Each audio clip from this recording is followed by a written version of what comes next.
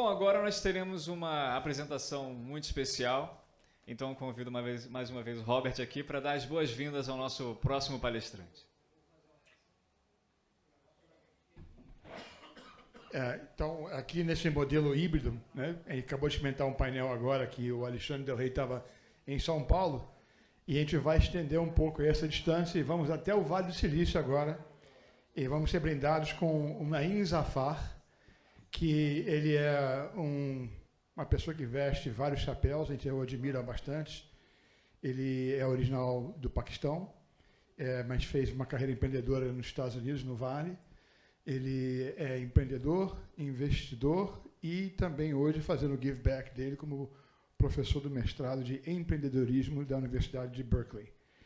So Naeem Zafar, I just introduced you in Portuguese. Now I am going to introduce you in English. I'm going to give you the floor, and I wish you a good journey. Thank you very much for being here, Naeem.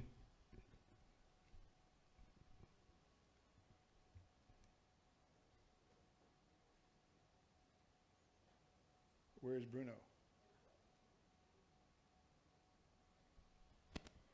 There you are, Naeem. We can see you. All right. And we can see your slides as well. Welcome. Thank you. So, all right. Well, thank you for being here. I know you had a busy day. The day is still going on, so I appreciate you sticking here. Let me make sure that I can also see you guys. So hold on a second. Just trying to make my own screen adjusted to you. So, well, thanks for coming. Like Robert said, I'm an entrepreneur in Silicon Valley and have been teaching about entrepreneurship and technology at many universities, including University of California, Berkeley, but other universities, at Brown University and Northeastern. So we're going to focus on the digital transformation. All of you, since you are senior executives, have to worry about how do you stay competitive? What do you need to do so you can fight a good fight and win in very competitive marketplace where you operate? So that's the focus today, what I'm going to talk about. One thing which to notice is there's a huge tsunami coming your way. And you may not realize that it's going to hit us, all of us. And many people are not prepared. They're happily playing on the beach. So what are these effects and how it is going to impact you is what I wanted to communicate today. So let's start by looking at the big picture. This is, starting at a very high level. What I'm trying to show you is what's called a population pyramid. Population pyramid tells you in a country, how is the population stacking up? So you notice here, it shows you what percent of the population is at what age group. Left-hand side, the blue side is the male. The right-hand side, the pink, is females. So you notice here, most of the population, 8.7%, was less than 5 years old. Then 7% approximately between 5 and 10. So you can see as you go older, only about 0.1% of the people were over 80 years old. Now this is very healthy for a country. Means you have lots of young people, lots of people in the middle who are earning and paying taxes, and there are very few people who are old who are receiving money and services from the government. So this is what a great country, very promising country looked like. You understand? Guess which country is this? This is Brazil from 1950. Population was 53, almost 54 million. This was Brazil, an ideally situated country. Well, let's take a look how Brazil is looking now. Well, not so good. Lots of people, older people who have to be supported, not enough young people having babies, and this situation gets worse if you look forward another 27, 28 years, which means there'll be a huge burden on the government to provide services people over 60 years old, and there'll be fewer and fewer people, young people, generating tax revenue. And population is expected to go to 230 million. How is the country going to survive and struggle and meet the challenges? Now, if you look at the United States, it's not much better, it's slightly better, but some countries like China is much worse. So China is much, much worse, and that's why Chinese economy, because of one-child policy and other factors, will be very difficult. Now, this is not a problem with China or Brazil. This is a worldwide problem. What this shows you on the left-hand side in 1970, how the population pyramid looked for the whole world, how it looks kind of a few years ago, and how it's going to look in the next 30, 40 years. So what does that mean? Why should we worry?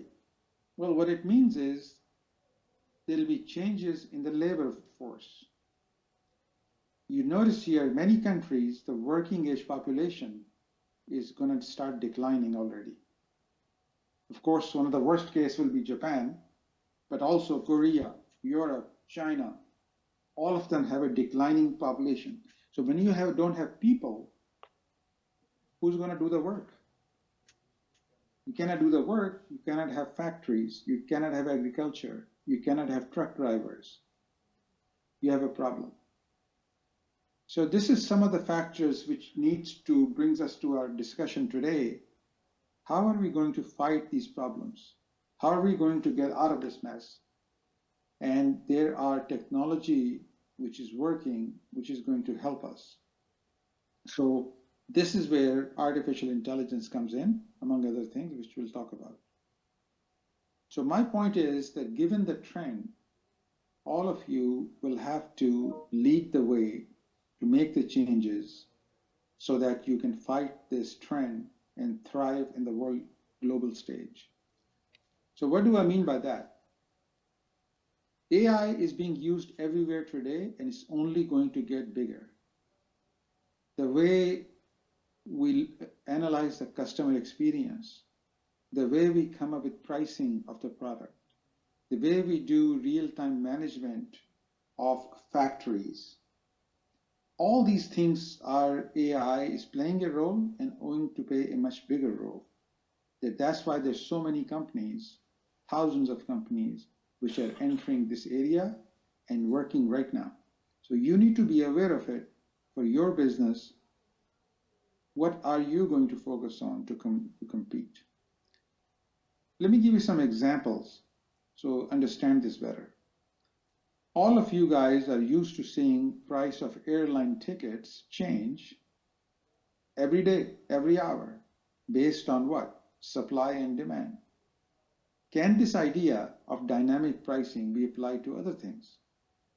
Well, let's take a look at 3 companies, and I'm talking about the price of this one device, microwave oven, over a 24-hour period of time.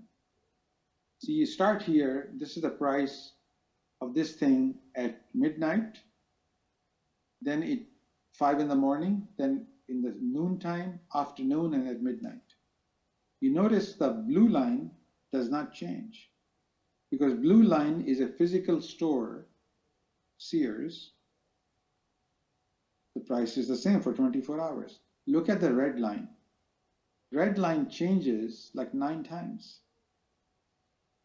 It is cheaper in the late at night. Its prices rises at 5 in the morning, rises again after 7 o'clock, comes down at 9 o'clock, rises again. Why? Short answer, data. This company is looking at data. Who is buying? What is their habit? How much are they willing to pay? And they change the price even more often than what I'm showing you. This is why that company, Amazon, is much more profitable than the physical store. Because why? They're using data intelligently to take more money off the table. Now, this concept can be applied to many other products. What about bananas in the grocery store? After 2 days, they will be going brown.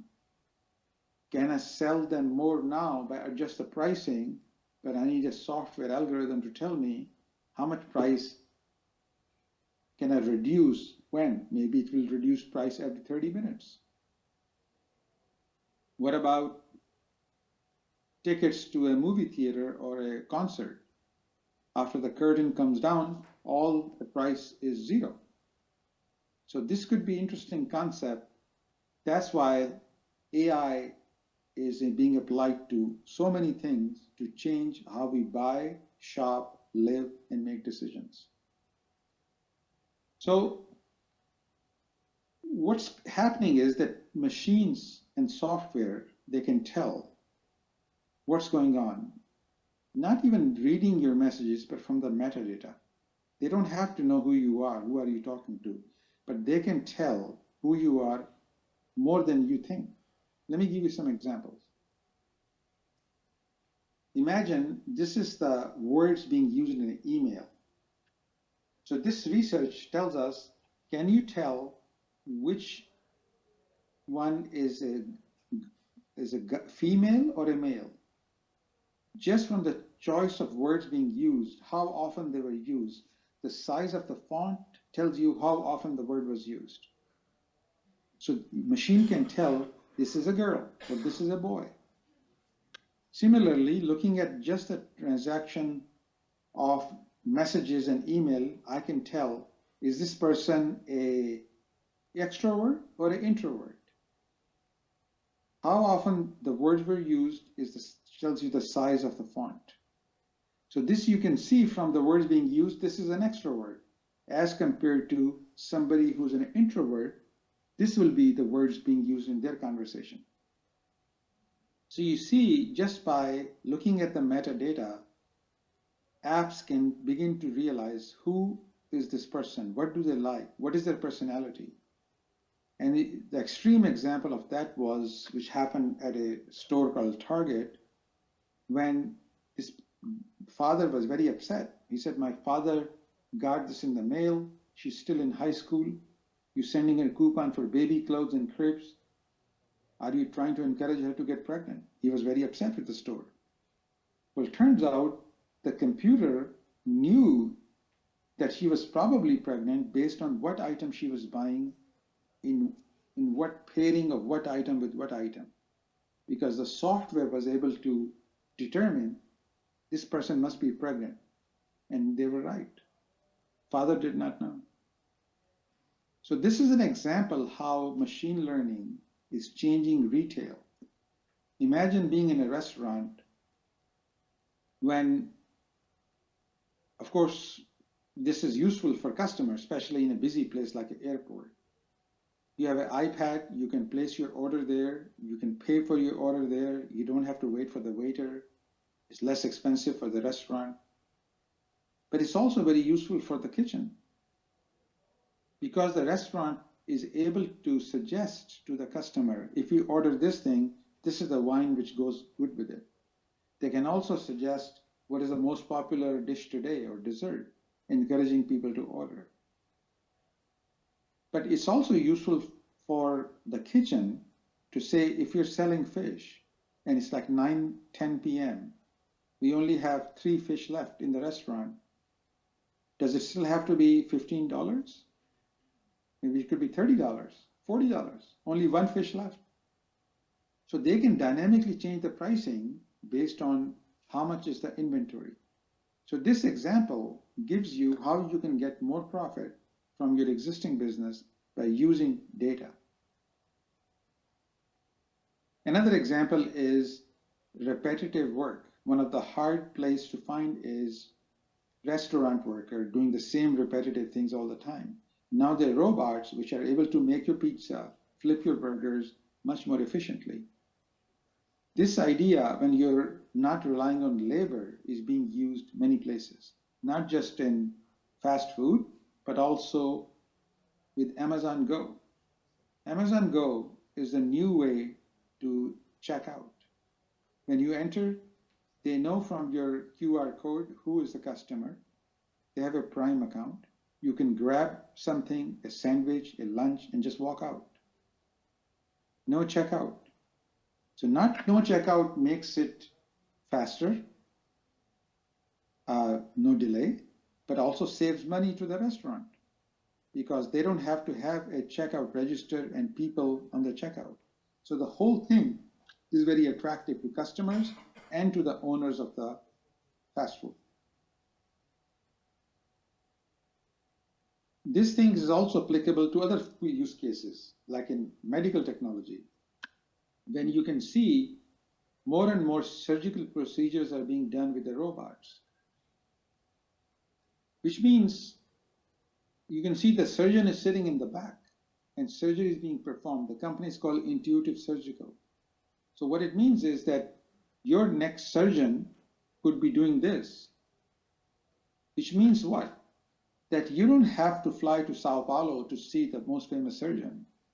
You could be in Manaus and still have access to the best surgical surgeons in Sao Paulo or in New York City, because they're much more precise, they're much more accurate, and this could be a remote person sitting far, far away from where you are.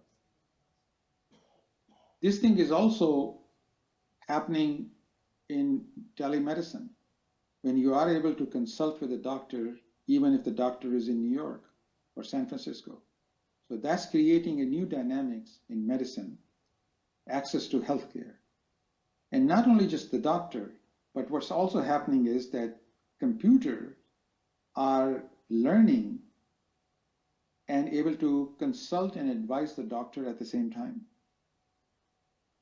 You'll be hard to believe there are 20,000 peer-reviewed medical journals and articles are published every day. Nobody has time to read all these articles, but a computer does. So by reading all the articles, computer can suggest to the doctor, should we try the other test we haven't thought about? Or should we try this procedure, which I read in an article published 3 years ago in France? So this is kind of consultative medical delivery is becoming more and more popular. Another area is self-driving cars. Now this is going to have a profound impact because your food, your groceries may arrive using this. Or you can just go in there, press a button, go see your doctor and come back. This is very important for aging population and old people.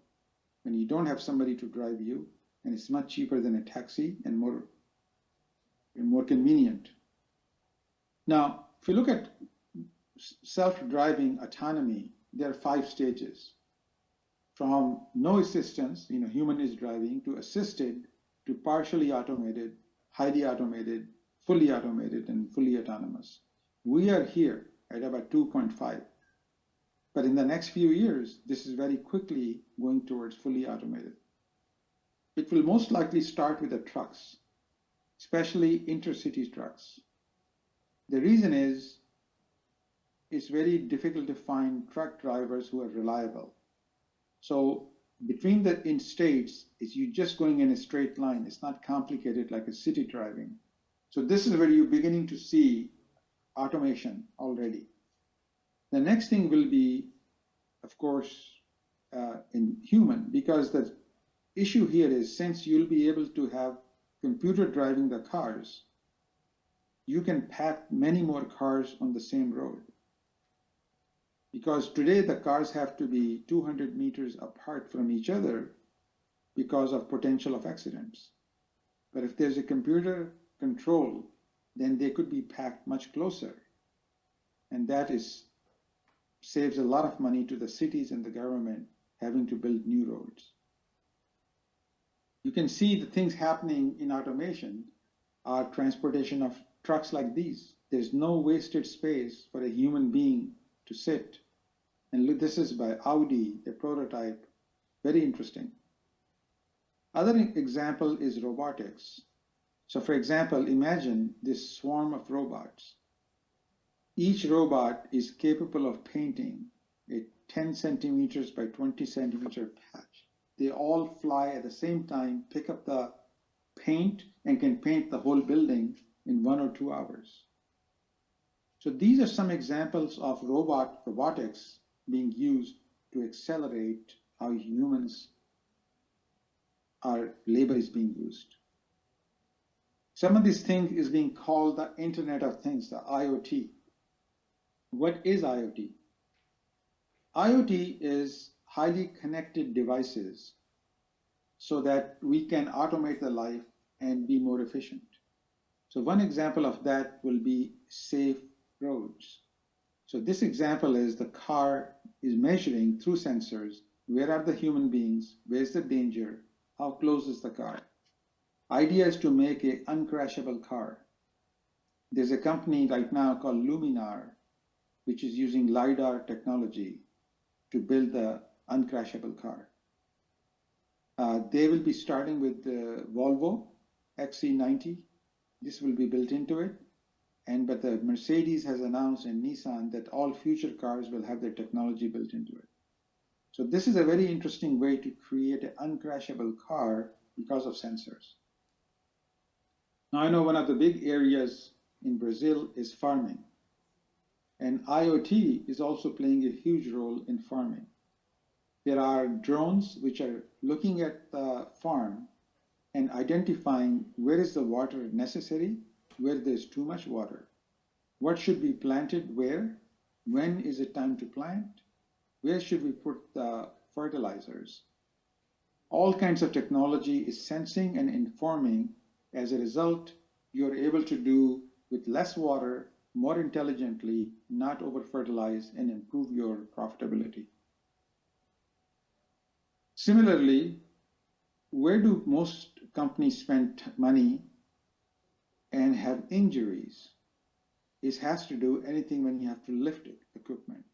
Now this is now happening when robots are doing all of the menial work of lifting, stacking, and packing. These robots cost about $28,000. Their lifespan is about 3 years. They don't complain. They don't get drunk. They keep doing the same thing.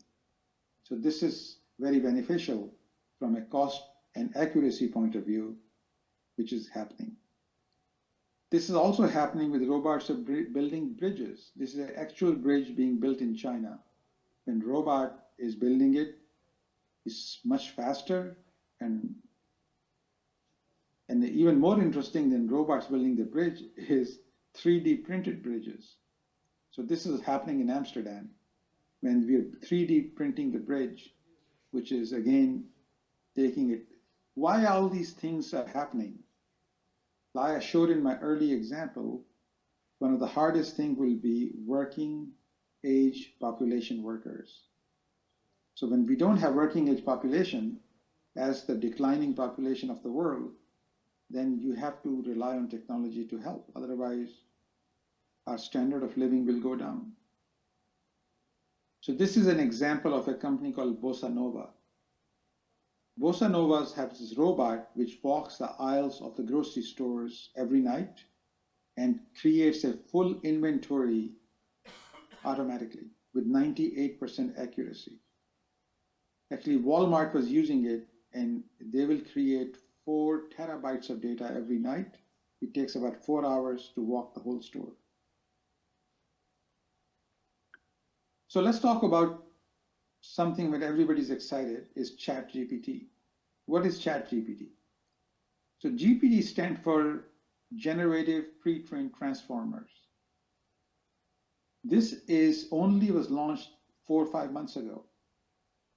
Already has millions of users. It's the fastest deployment of any application in the world ever. Here, now ChatGPT 4 is available. This was launched by a company called OpenAI, which was started by Elon Musk was involved, Google was involved, now Microsoft is involved. And even their CEO, Sam Altman, says, we don't even know what it can do. Right now, everybody's freaked out. Some people in USA is saying we need to stop for 6 months, we can figure out the implication. But it's growing very, very fast. it can revolutionize many industries, healthcare, education, communication. It allows you to have a conversation which looks like a human being. It automatically can write programs for you. It can be your customer service team. It can automatically create presentations for you. It's extremely powerful. Of course, what's the fear? Fear is it's going to replace the humans. Yes, it probably will replace some job, no doubt, but also has promise of enhancing our productivity. Just like the computers enhanced our productivity, internet enhanced our productivity, electricity enhanced our productivity. So we have had these fears in the past, but somehow it has worked okay for us. So what's the promise? Promise is, will all students use ChatGPT and will not do their homework? Or can we raise the promise of what students should do, be critical thinking, and use GPT? Just like when calculators were introduced 20, 30 years ago, everybody was afraid calculators will ruin the students' ability to understand and learn. But we figured out how to use calculator intelligently. I really believe that ChatGPT will also revolutionize. We just have to figure out how to use it. So there are many use cases. Medical, able to read your X-rays or MRI. AI will be much more precise and will not miss anything and will be able to much accurate. It's going to be drug discovery.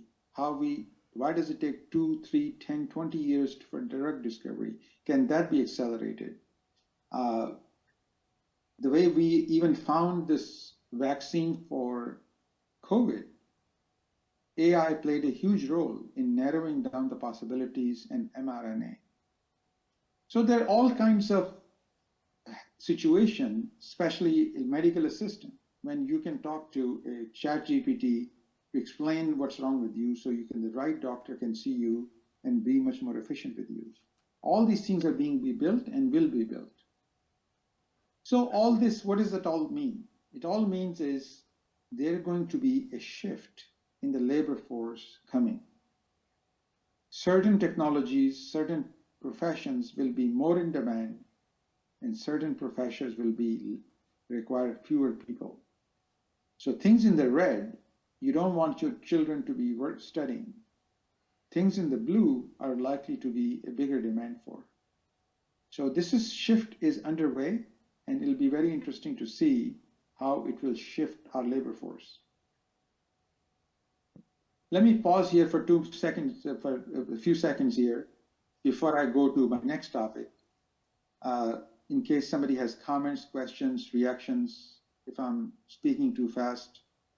Robert, did you want to say anything, or should I keep going?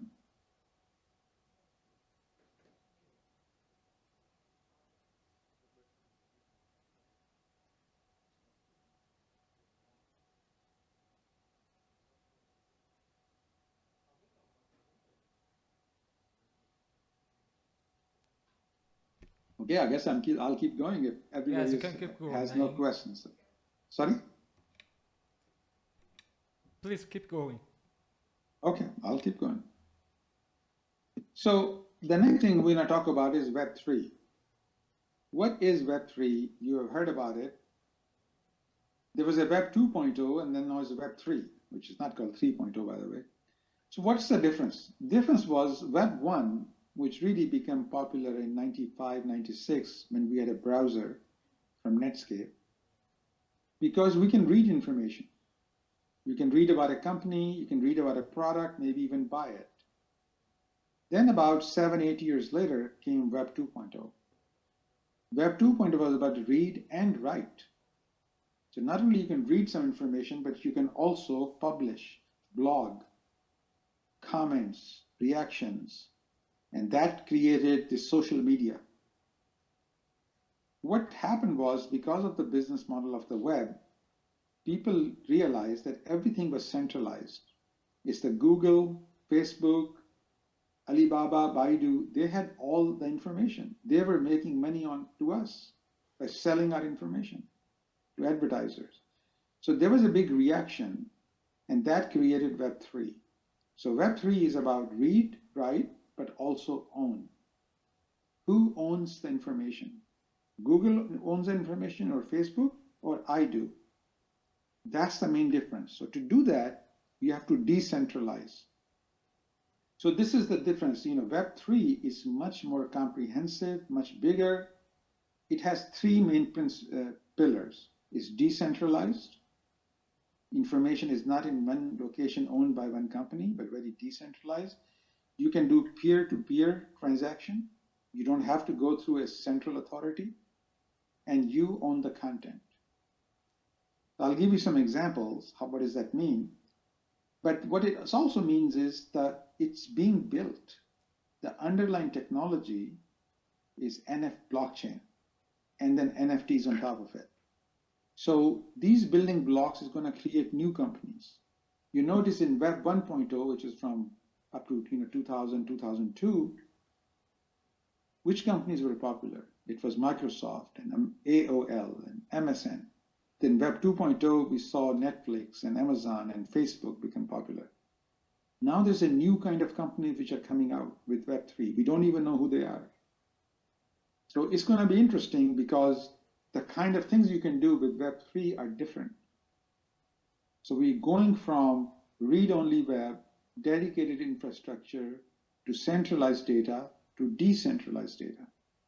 The blue is Web3, edge computing, IoT, semantic web. So this creates, so what can I do which I cannot do before? Well, you can do things like these. This is an example of metaverse.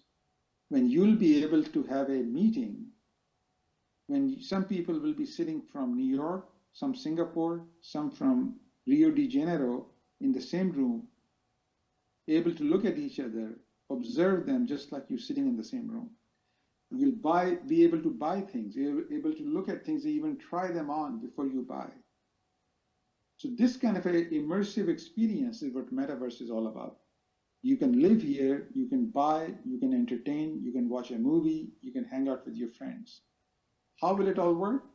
Facebook is working, Meta is working on this. We'll see with VR, AR, how this will look like in the coming years.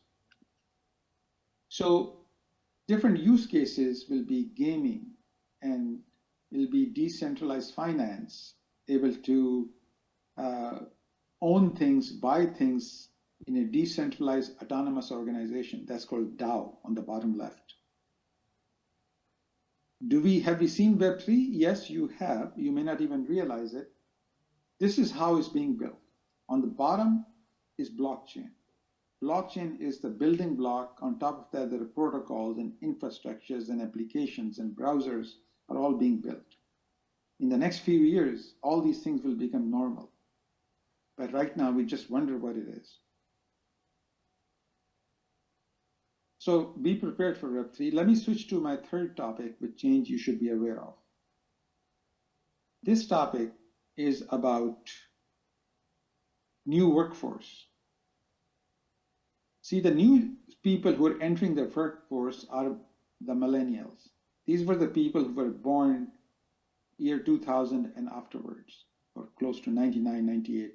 These people are now graduating and entering the workforce. These people are different, and they have a different expectation. So one of the things which is changing is they have not a full-time job when they come to the office, like we used to come or our parents used to come. They are doing gig economy. Gig economy means they don't have a fixed job. They do multiple things. And 1 out of the 3 millennial is a freelancer. So what kind of things do they do? In US, 36% of all workforce is now gig economy, generating about $1.3 trillion of GDP. So this has different expectations. This is a different way to motivate them, different way to employ them. This is not a new phenomenon, by the way. If you look at it in some industries, and there's a book written on the gig economy you may want to check out. Imagine in Hollywood, the movie making industry most people, almost nobody has a full-time job. They used to back in 1930s and 40s. But you have a project, you have a movie, you hire a cameraman, directors, actors, they work together for a few months, then they go away. What about surgeons? Surgeons are specialists. They do some procedures, they get paid, maybe from many hospitals. So this phenomena has been there. It's now just becoming much and much more prevalent in all industries. So how do you motivate these people is something you have to do different techniques. Another aspect of our labor force is corporate structures. This is a typical corporate structure. You are on the top, and there are people underneath supporting you, and then lots of workers are underneath doing the actual work. That is the typical corporate architecture. So what's the purpose of the middle management? Purpose of the middle management is to take the decisions and the strategy made by the top management and translate that for the workers so they can do the work. And then collect the information from the workers and report back to the top management that how things are going, what are they doing. So middle management job was to communicate information back and forth. Guess what? There's software which is able to do that much better. Now these and many other products are entering the workforce. They're able to take the information from the top, able to tell people what to do, give them assignment, keep track of them. Why do we need so many middle managers? So many companies are looking at it and eliminating, reducing the middle management layer. Why? Because you have dashboards. Dashboards like that are automatically created by software, and they tell you what's going on better than your middle management can do. So that is changing what people expect from middle management. And it's much more cheaper and more efficient. So you have to reflect, how is your company built? How many are people in the middle management? So what will middle management do? Well, they will have a role, but we don't need as many of them.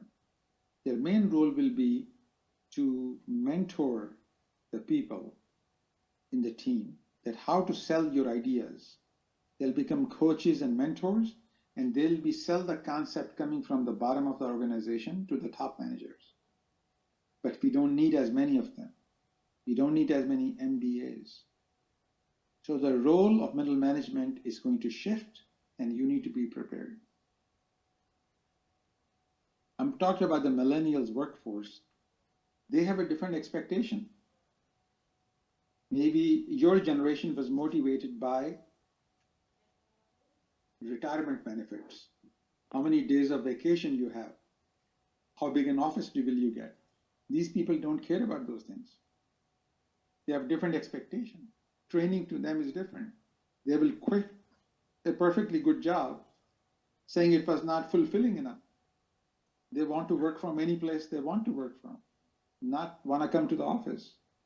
And they want to be measured differently. So what does that mean? For you to thrive in the next decade, you will need to figure out how to motivate them, how to manage them. That's why there's a different kind of management is emerging. Different kind of companies are emerging, which have to figure out how to deal with the new workforce and the new tools. So this brings me to my last topic, which I want to spend a few minutes on, is a trend called de-urbanization, because I believe that will be important in the next decade. See, what has happened in the last 50 years, that more and more people have moved to the cities, urban areas. Why? Because that's where the jobs were, that's where the entertainment was, that's where good food was. So we put up with a lot of congestion and bad living conditions just because we wanted to be in the city.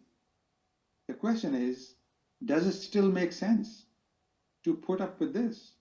Just try to be in the city. Or like this. Because the quality of air is bad, the quality of life is bad, there's a crime, Yet we were forced to come here. If you look at the numbers, the movement from 1950s, the purple line, to green line, which is 2020, is huge. If you look at just it's worldwide phenomena, but specifically look at Latin America and Caribbean, it's a huge transformation from the 1950s over the next 70 years, a move to the urban area. That's why the quality of life could be very complicated and difficult in big cities like Rio and Sao Paulo, and crime and congestion and quality of air. Would you not prefer to live in some place which looks like this? Who wouldn't? And what if your food, instead of coming from a different countries, packaged, sprayed with chemicals, was created right next door in a vertical farm? What if, and this means you can be much more controlled. This is tomatoes growing in a vertical farm, and you'll be able to buy it the moment it's ripened, not several weeks later. And what if this was your office? That is a different way of living. What if this was your office when you can have meetings with other people? You can discuss things using a metaverse setup. So you still be able to live far away, able to interact with people in your company, have conversation in the same room virtually, and still be able to have healthy food and a healthy quality of air. Why do you need to be confined to a big city? So you're going to see new cities emerge which may look like this. You notice here there are people who are living, they're farming right here. There's energy being produced right here. This is the residential, but you also have, quality of life, and you have green areas. So this is the kind of communities which are shaping up and being planned, because this will create a new work-life balance. So this trend is already started, and COVID accelerated it. More people are realizing, I could be somewhere else and still have a better quality of life. There will be new kind of cities like these will be built. So this is a trend which is just getting started. And I think it'll be something to keep our eyes on. Imagine living in a blended neighborhood like this, away from the congestion, able to walk to many places, eat better food. So let me summarize. I know we were late getting started, so I'm trying to buy you back some time so you can catch up. These are some of the trends we talked about today. So AI and robotics is changing the workforce, changing how companies operate. Web3 is coming, which will allow you to do transactions in a way you couldn't do before. Instead of trusting a party like a bank, you have to go to the bank because two people want to transact, but they don't know each other. They don't trust each other. So you go to some institution like a bank, which both parties can trust. What Web3 will do is allow you to have direct communication using blockchain as the trust mechanism. So you don't need the bank. When you want to lend something and borrow money, it could be peer-to-peer, reducing the need for the bank. So this is all being built right now, and it's going to be quite compelling as it becomes rolled out.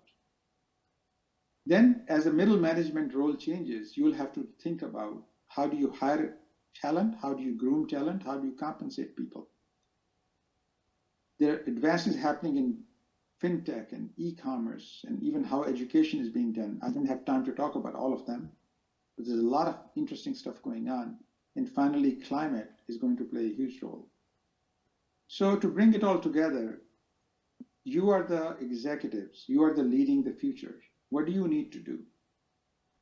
Well, first thing I want to say is that don't fight the future, embrace the future. These technologies can make your companies more profitable, more efficient, so you can play in a global scale and compete better. If you ignore these changes, then you'll be outsmarted by other competitors who may already be deploying these technologies. So my purpose of this talk was to scare you guys of the tsunami coming your way. So we just looked at some example how the tsunami can interact with you. So what can you do? Well, the easiest thing you can do is start listening. What about setting up a listening post in Silicon Valley? Imagine renting a small cubicle in a co-working space like Plug and Play, and Robert Jensen can help you. Imagine you coming there, you send your executives for a stay here for 1 or 2 weeks every year on a rotation. You don't have to just come here, attend the events, listen to the talks, meet with the company. If you did just that for 1 or 2 years, your institutional IQ will go up. You will understand more and more what is happening, what's relevant. That will allow you to find companies to buy, companies to partner with, new technologies to drop. So that's the easiest step you can do. It's not hard, it's not expensive.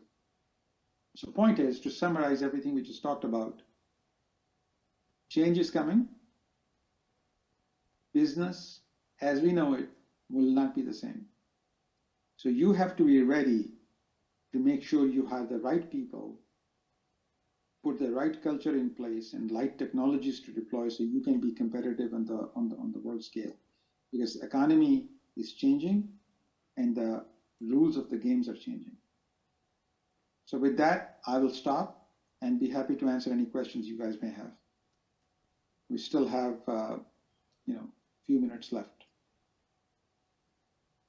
Great talk, Naeem. Well done.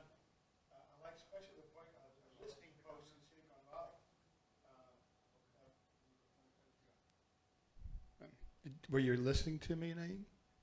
No, I couldn't hear. Yeah, I had my mic off. Anyways, thank you very much. It was a great presentation. I like especially the fact that you are telling people that, hey, listen. I'm going to add another verb. Listen and live Silicon Valley, right? We have an immersion program that takes place since 2008, and you are one of our gracious hosts in Silicon Valley. And yes, an experience in such an advanced innovation center will help us fast track many of these challenges that we have with the big tsunami that you mentioned. So I'm going to have the first question for you. In considering, we heard a word today here in the earlier panel about how the new generations are so short-term thinking. So how to build a medium long-term vision with a workforce that's predicated on short-term thinking with technology also advancing so fast? It is going to happen by the leaders trying to set up a culture when they reward the certain behavior. When you want to change people's behavior, you have to change the rewards and compensation. It's not always the money, but also who do you recognize? Who you recognize, who do you promote, sends a signal to the organizations. So yes, this generation grew up watching TikTok and short videos. Their attention span is small. But they all need to be trained to be productive, to be rewarded. They'll need to have a change of behavior. And this is where the leadership comes in. So we have to set the culture, reward the right behavior, and give examples how we can leverage the workforce. Many people have short-term vision and approach, but it's not like every single person is that way. So it's about behavior change. We have seen this movie before. And I think you'll see a slow shift happening in the new workforce as well. Another question, perhaps I missed it, but I didn't see a comment on ESG. And bringing ESG into the fold, I segue with a question regarding the sense of purpose and how much of that sense of purpose will also be a driver in this new scenario? So that's a very important question and interesting question for two reasons. One is that how do you motivate this millennial workforce? these people grew up with different values than we grew up with. And to them, the sense of equity, diversity is more important than it was for our generation. Our generation was all about profits and lifestyle. They create about new things. So they're forcing the ESG conversation. My second point is ESG was looked at, it's forced upon us. We have to comply like a regulation. What people are realizing is if you focus on diversity, research shows you make better decisions. You don't have a single-minded focus. If you focus on governance, the G part of ESG, that is a good way to run a company with better governance, better methods. So when you put together environment into that, that's where the new profits are. So suddenly, ESG does not look like something being forced upon, but ESG looks like a good way to run a company which can improve your profits and attract the new workforce. So suddenly, this becomes pretty cool. And many companies are realizing finally that ESG is not something bad like Sarbanes-Oxley, but it is actually could be beneficial. And so that trend is just beginning to happen, and I'm seeing positive impact because of that. Yeah, amazing. You mentioned SOX that came way back when about Enron, SOX and Dodd-Frank. Exactly. Yeah. And another overreaction, which was like, what do we need all this? We're giving away here our age by saying that, Naeem. Okay, and lastly, Naeem, going forward, how do you see that companies, organizations will have to actually organize themselves so they have more relevance in this new scenario where you are data-driven, you have to have AI capability, so you do have competitiveness in the market? So the first step is to recognize that it's not going to be life as usual. And my talk was about trying to wake up people, because many people who are senior executive CEOs, they are so busy trying to fight fires. They have no time to look up and say, what else is changing? So that's what I was trying to do, was wake people up. This is a tsunami coming your way. That's the first step. You cannot solve a problem unless you acknowledge its existence. And if you don't solve it, it's not end of the world. It's just you'll be left behind.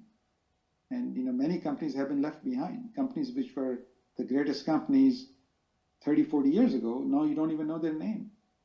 So this can happen to you unless you deploy new strategies, new people, which are things I mentioned.